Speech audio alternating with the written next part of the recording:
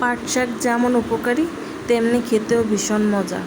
আর পাট শাক ভাজি তো আমরা অনেকভাবেই খেয়ে থাকি, সবভাবেই মজা লাগে, কিন্তু পাট শাকের বড়া যে এত মজার আর এত মচমচে হয় যেটা না খেলে বুঝতেই পারবেন না। আর একটা কথা আগেই বলে রাখি, আমি কিন্তু সবসময় চেষ্টা করি আপনাদের সুন্দর করে বোঝাতে, আপনারা কিভাবে রেসিপিটি সুন্দর করে তৈরি করতে পারবেন বা খুব সহজে তৈরি করতে পারবেন, এগুলো কিন্তু আমি সুন্দর করে একেবারে সহজ করে বলে দেই বা দেখিয়ে দেই।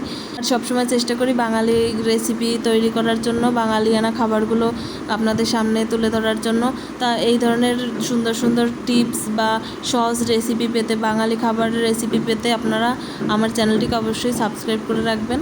আজকে আমি নিয়ে আসলাম পাট শাকের বড়া রেসিপি। তো সবাই আমার সঙ্গেই থাকুন, দেখতে থাকুন আমার আজকের রেসিপিটি। আশা করি সবার অনেক ভালো লাগবে।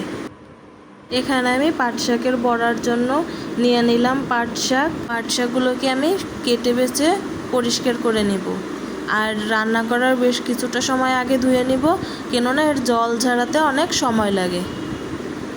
এদিকে আমি চুলোতে কড়াই বসিয়ে এর মধ্যে পরিমাণ মতো তেল দিয়ে দিলাম। পরিষ্কার করা পাট শাকগুলোর মধ্যে দিয়ে দেব বেসন, কিছুটা পরিমাণ কর্নফ্লাওয়ার দিয়ে দিলাম পরিমাণ মতো হলুদ আর লবণ। এর মধ্যে জল মেশাবো না, আমি এভাবেই মেখে মেখে নিব, কেননা এর ভিতর থেকে এমনিতেই জল বের হতে পারে। আর আলাদাভাবে জল দিলে এটা নরম হয়ে যাবে, তাহলে বড়াগুলো শক্ত হবে না। আর যদি এর মধ্যে থেকে জল বের না হয়, তাহলে অল্প পরিমাণ জল দিয়ে এটাকে শক্ত শক্ত করে মেখে নিব। শক্ত শক্ত না হলে কিন্তু বড়া মচমচে হবে না, নরম নরম হবে, খেতে ভালো লাগবে না। এর মধ্যে নিয়ে নিব পেঁয়াজ রসুন। যদি কেউ পেঁয়াজ রসুন না খেতে চান তাহলে বাদ দিতে পারেন। পেঁয়াজ রসুন কেটে এর মধ্যে মিশিয়ে নিলাম।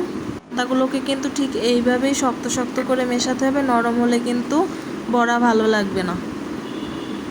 আপনারা দেখেই বুঝতে পারছেন কতটা শক্তভাবে আমি মিশিয়ে নিয়েছি। এরপরে আমি সুন্দর করে হাতের মধ্যে করে গোল গোল করে বড়া বানিয়ে গরম তেলের মধ্যে দিয়ে দিব। একে একে আমি সবগুলোই ঠিক এইভাবে ভেজে নিব। অল্প আঁচে ভাজতে হবে, তাহলে বড়াটা সুন্দর বেশ মচমচে হবে, ভিতরটা নরম থাকবে না।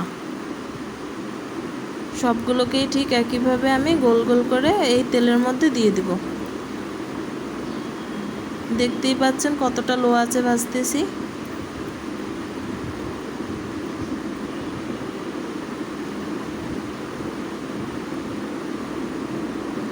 বড়াগুলোকে একটু পাতলা পাতলা করে দিলে বড়াগুলো বেশি মচমচে হয়।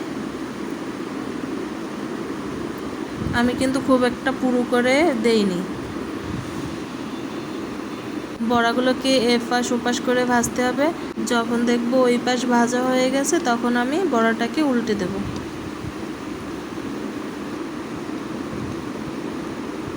এইভাবে করেই এপাশ ওপাশ সুন্দর করে ভেজে নেব। বেশ কিছুটা সময় নিয়ে কিন্তু ভাজি করব। যে কোনো ভাজি বা বড়া কিন্তু আস্তে আস্তে করে ভাজি করলে ভাজিটা অনেক সুন্দর হয়।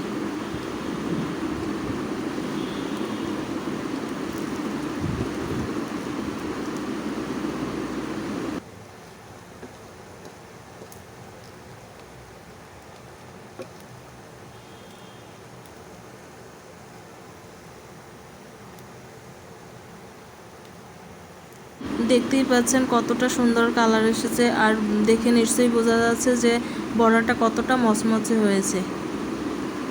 এভাবে একে একে করে সবগুলো ভেজে নেব।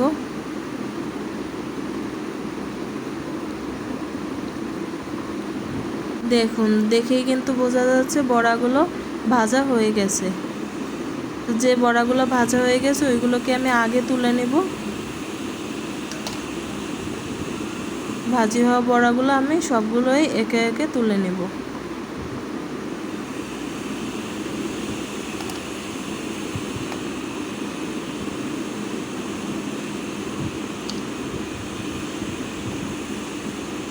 বড়াগুলো কিন্তু একদম মচমচে হয়েছে, যেমনি মচমচে তেমনি খেতে একেবারে দারুণ হয়েছে। তো আপনারাও সবাই ট্রাই করে দেখবেন, আশা করি অনেক অনেক ভালো লাগবে সবারই। আর বড়া তো আমাদের কম বেশি সবারই অনেক পছন্দের। অন্যান্য বড়া তো অনেক খাওয়া হয়, এই পাট শাকের বড়াটাও অবশ্যই খেয়ে দেখবেন। অনেক মজার। আমি আসলে আগে জানতাম না যে পাট শাকের বড়া এত মজার হয় বা এত মচমচে হয়। তো দেখুন কত সুন্দর হয়েছে বড়াগুলি। আর আপনাদেরকে বলে রাখি, আমার চ্যানেলে সবসময় বাঙালিয়ানা খাবারের রেসিপি পাবেন। আপনাদের যদি বাঙালিয়ানা খাবার খুব পছন্দ থাকে তাহলে অবশ্যই আপনারা আমার সঙ্গে থাকবেন। আর এই ধরনের রেসিপি পেতে আমার চ্যানেলটিকে সাবস্ক্রাইব করে রাখবেন। আর আপনাদের যদি অন্য কোনো রেসিপিও ভালো লেগে থাকে, যদি অন্য ধরনের রেসিপি চান, অবশ্যই সেটাও জানাবেন। আমি চেষ্টা করব আপনাদের পছন্দ মতো রেসিপি তৈরি করার। তো সবাই ভালো থাকুন, সুস্থ থাকুন। ধন্যবাদ সবাইকে।